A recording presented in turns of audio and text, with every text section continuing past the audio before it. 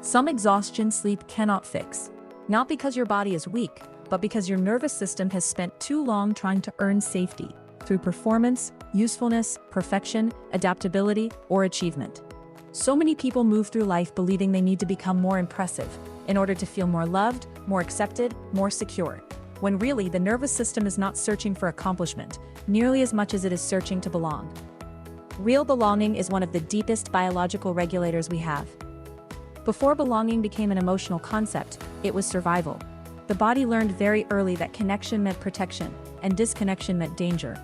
That wiring still exists inside us today, even in high performers, even in deeply self-aware people, even in those who appear outwardly confident and capable. When achievement becomes a survival strategy, what I have witnessed through decades of movement practice, nervous system work, yoga, and Ayurvedic lifestyle education, is that many people are not actually driven by ambition alone. They are driven by the fear of losing connection.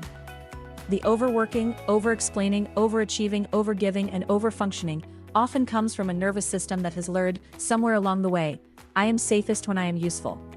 So people become exceptional caretakers, exceptional performers, exceptional leaders, exceptional listeners, while internally carrying a deep and private exhaustion from never feeling fully received as simply themselves. This is where the nervous system becomes incredibly important to understand. When someone feels emotionally safe, seen, valued, and accepted, without needing to constantly prove their worth, the body softens.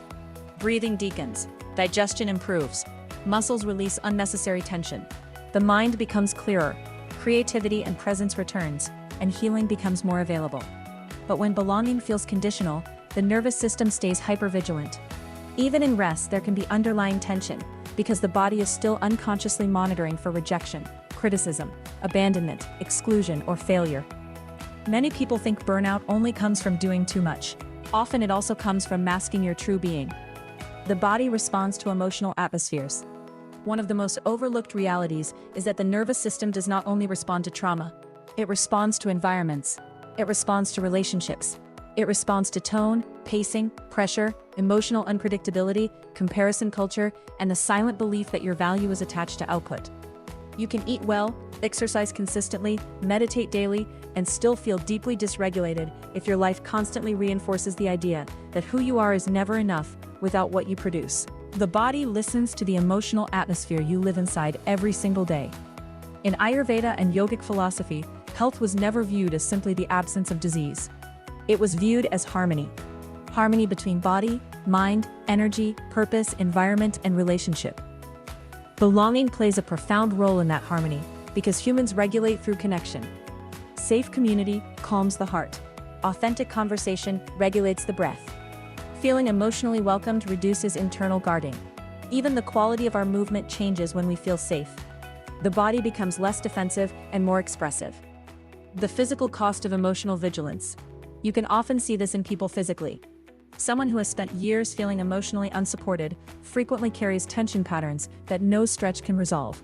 Tight hips, clenched jaws, shallow breathing, adrenal fatigue, digestive dysfunction, chronic overtraining, nervous system exhaustion. The body adapts to prolonged emotional vigilance. It prepares for defense even when no immediate threat exists. And yet, one deeply safe relationship can begin changing that pattern. One environment where you do not need to perform can begin changing that pattern. One moment where you feel genuinely accepted can begin changing that pattern. This is why belonging is not weakness, it is regulation. The difference between attachment and belonging. True belonging is not about fitting in by abandoning yourself. It is about being fully met while remaining connected to yourself. There is an enormous difference between attachment and belonging. Attachment says, who do I need to become so I won't lose connection? Belonging says, I can remain myself and still be loved here. The nervous system feels that difference immediately. I think many people are quietly grieving this right now. They are surrounded by communication, but starving for connection. Surrounded by visibility, but lacking true understanding. Surrounded by pressure to optimize themselves, while privately wondering if they are allowed to simply exist without earning their place every moment of the day. The healing power of being fully human. Healing begins when the body no longer experiences love as something conditional. Not because you performed perfectly, not because you never struggled, not because you achieved enough, not because you carried everyone else, simply because you are human. And ironically, when the nervous system finally feels safe enough to belong, people people often become healthier, clearer, more energized, more creative, and more purposeful naturally. Not through force, but through regulation. The body functions differently when it no longer has to spend so much energy protecting itself from disconnection. Sometimes, the greatest upgrade in life is not becoming more impressive. It is becoming more safe to be yourself.